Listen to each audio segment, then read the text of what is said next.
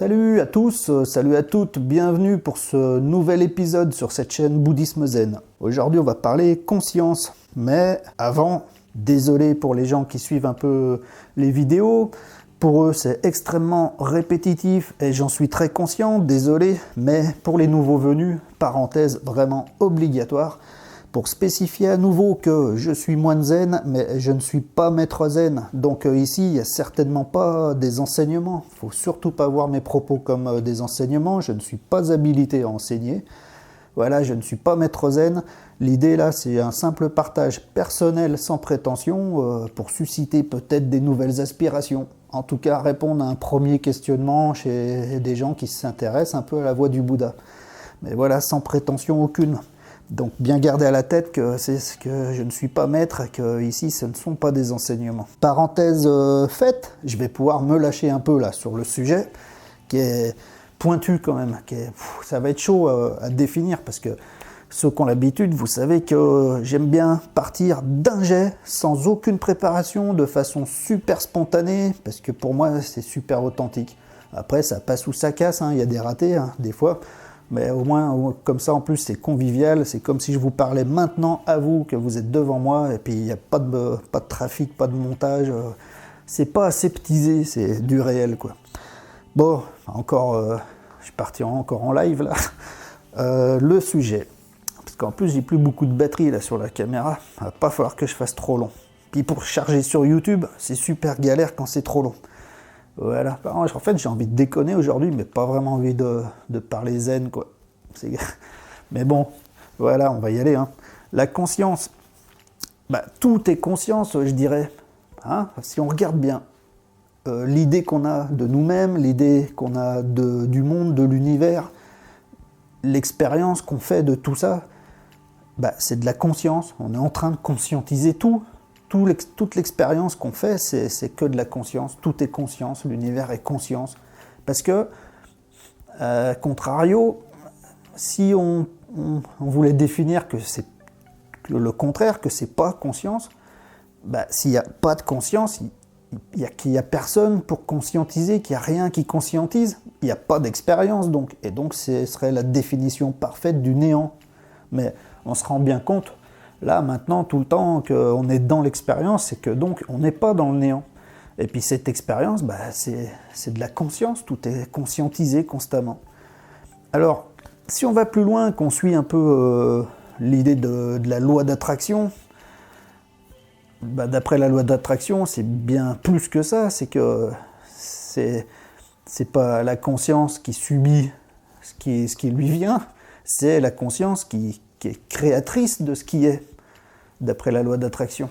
C'est-à-dire que la conscience est créatrice de la réalité dont elle fait l'expérience, finalement. Elle projette, elle conscientise, elle projette sa propre expérience et elle définit sa propre réalité. Et c'est pour ça que c'est important de voir les deux plans de conscience. Ne pas s'arrêter qu'au premier plan, ce qu'on a tendance à faire, généralement. Les deux plans de conscience, c'est quoi? C'est ce qu'on appelle, je crois, Atman, Anatman, dans les mots sanscrits, il me semble. En fait, c'est la conscience individuelle, l'identification, ce qu'on appelle le moi, l'idée du moi, l'identification au corps, avec tout ce que ça implique, la conscience individuelle, la conscience qu'on a de soi-même. Et le deuxième plan, à contrario, ce serait la conscience universelle, beaucoup plus étendue, qui s'est affranchie de toute identification, affranchie de l'identification au moi. Il faut, je pense, considérer les deux constamment. Parce que, autrement, c'est là où on se plante. On a tendance, justement, à oublier un peu la conscience universelle à cause des sens, comme on l'a déjà vu dans d'autres vidéos. À cause des 5 sens, on perçoit le monde, par la perception, par les sens, mais tout de suite, il y a interprétation, il y a identification au moi, la conscience la conscience individuelle, justement, qu'on est en train de voir, parce qu'il y a identification au moi. Dès qu'il y a cette identification, ça implique que s'il y a une idée du moi, ça implique qu'il y a une idée de ce qui n'est pas le moi, c'est-à-dire tout ce qui est environnant, mais qui n'est pas le moi. Donc il y a dualité, sujet, objet, avec tout ce que ça implique, qu'on a vu dans d'autres vidéos. Et donc si on s'arrête qu'à ça, eh ben, on est dans ce samsara continuel. C'est ce cycle incessant d'illusions, de souffrances qui sont liées. Alors que si on s'ouvre un peu à cette conscience plus universelle, qui va au-delà de l'idée du moi, de la conscience individuelle, de l'identification, qui s'en affranchit, qui devient donc beaucoup plus vaste, elle réalise l'unité. Et dans cette unité, il n'y a plus toute cette interaction incessante dans le monde des illusions. Et peut-être que l'éveil du Bouddha, c'est justement la réalisation, l'ouverture à cette conscience vaste qui englobe tout, qui s'affranchit de l'identification au moi, c'est-à-dire personnelle, renfermée sur elle-même comme une bulle. Et ce qu'il faut considérer, je pense, d'un point de vue là très pragmatique, très pratique, parce que c'est ce qui nous intéresse au quotidien, la pratique au quotidien, d'après moi, c'est justement de garder en tête dans chaque pensée, chaque parole, chaque action, constamment, à tous les instants, ces deux formes. C'est-à-dire que si on suit la loi d'attraction, puis on est dans l'idée que l'univers tout entier, c'est notre propre création conscientisée, si on s'arrête à notre conscience individuelle, on sait que ce qu'elle est, c'est un conditionnement par l'expérience passée. Toute l'expérience passée crée ce conditionnement, et c'est à partir de ce conditionnement qu'on projette la réalité, mais donc c'est très subjectif, parce que ça ne concerne que nous. Toute l'idée qu'on a de l'univers, c'est notre propre idée personnelle, ça ne concerne que nous, c'est très subjectif. Mais ça reste la vérité, ce n'est pas à rejeter, puisque le monde tout entier, c'est notre propre projection, c'est notre propre vérité, notre propre réalité, on ne peut pas l'enlever, c'est la vérité, mais pas à elle seule. Elle ne se suffit pas à elle-même, simplement comme ça. Et on a tendance à s'arrêter à ça, c'est pour ça qu'on s'affirme tout le temps, qu'on se justifie tout le temps, qu'on est toujours dans la justification, dans le combat au quotidien, à revendiquer des choses, à vouloir se positionner sur des choses, parce qu'on est conditionné, donc on a nos pensées, nos concepts, nos idées, nos propres croyances et tout ça, nos attachements, et puis à partir de là, on interprète le monde, et puis on veut s'affirmer là-dedans, on veut exister là-dedans, et puis voilà, on est dans ce cercle incessant, le samsara, tout ça. Donc il ne faut pas s'arrêter qu'à notre propre point de vue, qu'on peut savoir étant très subjectif. Il faut prendre en considération le point de vue de tous les autres. Parce que la réalité, la vraie réalité ultime, c'est celle qui ne rejette absolument rien, qui inclut tout. Donc, nous-mêmes, dans notre bulle, l'univers que l'on peut percevoir, c'est la vérité, mais c'est la nôtre. Notre voisin, tout l'univers qu'il peut voir dans sa bulle, c'est la réalité, mais c'est la sienne. Le voisin là, de ce côté, tout ce qu'il peut percevoir dans sa réalité, c'est la vérité, mais c'est la sienne. Et la vérité ultime du Bouddha, je m'avance peut-être, mais d'après moi, je ne vois pas ce que ça peut être autrement, c'est que lui, il réalise que là, il y a du vrai, là, il y a du vrai, et là, il y a du vrai, parce que tout le monde a vrai dans son propre monde, dans sa propre réalité, dans sa propre bulle, dans sa propre perception du monde. Tout le monde a vrai, mais la vraie réalité, c'est l'englobage de tout ça. On ne peut pas avoir raison tout seul, c'est pas possible. La raison la plus saine qu'il puisse y avoir, c'est celle qui prend en compte la raison de tout le monde. Et quand on commence à comprendre ça, que la réalité de l'univers, c'est l'unité de tout ce qui constitue, avec chacun sa vérité et tout ça, que tout est lié en unité, c'est très très très libérateur, et ça fait voir vraiment les choses largement autrement, quoi. Autant avant, on pouvait être enfermé dans notre petit truc avec des croyances figées, des concepts, des idées, des trucs, on était persuadé que c'était ça et pas autrement, puis on se rend compte que celui d'à côté, lui c'est pareil, il est comme ça, puis il est persuadé que c'est pas autrement, puis lui c'est pareil, il est pas persuadé que c'est pas autrement. Ils ont tous raison, parce qu'ils ne peuvent pas avoir tort. L'univers, c'est ce qu'ils sont en train de conscientiser, ce n'est rien d'autre que la vérité, que la réalité. Ils n'ont pas tort, personne n'a tort, mais personne n'a raison tout seul. Et donc, il faut se libérer de sa propre raison, de ses propres idées, ses propres concepts, de ses propres croyances, ses propres attachements et tout ça.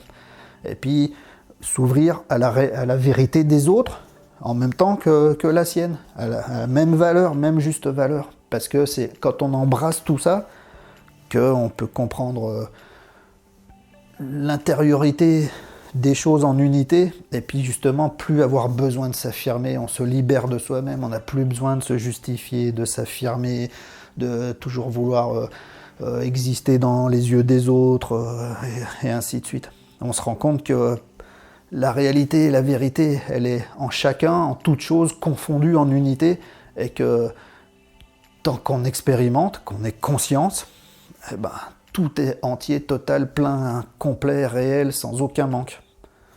Alors que si on n'est que dans la conscience individuelle, on n'est que dans le manque, parce qu'on n'est que dans la conscience individuelle, et puis on voit tout comme étant séparé, et puis donc manquant, parce que c'est pas ici, c'est là-bas.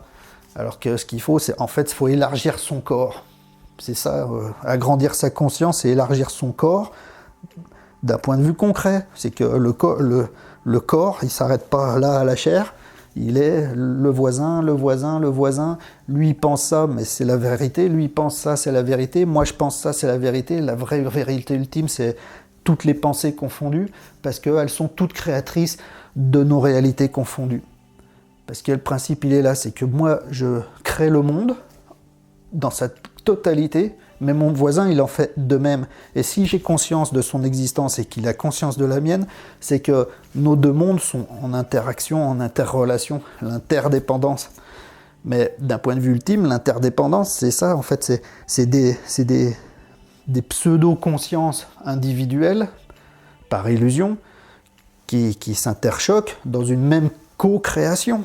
Et c'est cette co-création dans une conscience plus élargie qui serait la conscience éveillée, la conscience du Bouddha. Celle qu'on peut trouver quand on lâche notre conscience individuelle pendant Zazen, pendant l'assise.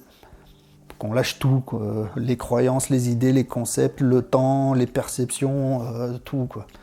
Qu'on n'est que présent.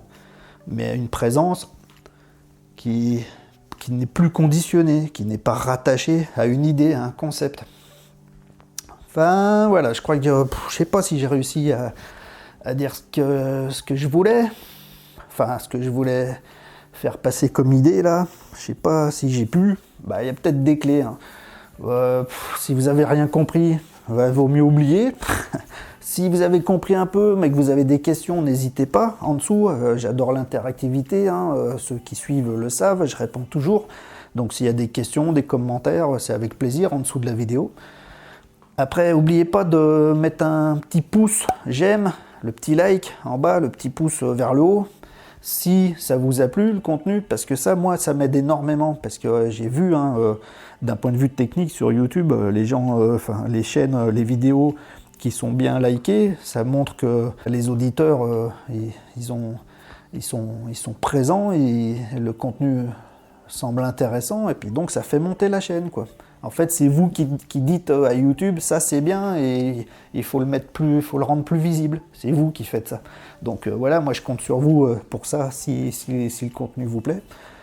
Dans le même ordre d'idées, partagez la vidéo si ça vous dit. Et puis pour les nouveaux venus, si vous voulez être notifié des prochaines vidéos sur d'autres thèmes, toujours à propos du bouddhisme zen, eh ben, vous pouvez vous abonner à la chaîne. Et puis pour les petits curieux, dans mes chaînes amies, là, sur la page de la chaîne Bouddhisme Zen, dans le petit encart qu'on voit à droite, il y a un petit encart, donc les chaînes amies. Puis là, il y a une chaîne qui s'appelle Focus. C'est une petite chaîne que moi j'ai créée il y a peu de temps, parce que j'avais envie de faire aussi d'autres vidéos qui traitent carrément d'autres sujets qui n'ont strictement rien à voir avec le bouddhisme en général, hein, carrément d'autres trucs. Mais voilà, j'avais d'autres choses à partager dans d'autres domaines, et donc je fais des vidéos sur cette autre chaîne Focus, pour les curieux qui ont envie d'aller jeter un œil. Merci d'avoir suivi. Je ne sais pas si j'ai été bien clair pour le sujet d'aujourd'hui, mais j'ai essayé. Voilà, peut-être que j'ai dit des conneries, mais je rappelle une fois de plus que moi je suis pas maître zen, donc finalement j'ai le droit de raconter tout ce que je veux. Et voilà. Je vous remercie beaucoup pour le visionnage de cette vidéo, pour votre présence, parce que vous êtes de plus en plus nombreux, c'est génial, pour votre participation et puis votre régularité surtout. Voilà, c'est cool tout ça. Je me sens pas tout seul devant un objectif. On est une vraie communauté finalement, c'est cool. A plus, j'ai pas envie de vous quitter, vous voyez. Bah, il y a bientôt plus de batterie, je pense, ça va quitter tout seul. Ça me laisse juste le temps de vous dire à ciao, bye, à la prochaine vidéo. Merci beaucoup.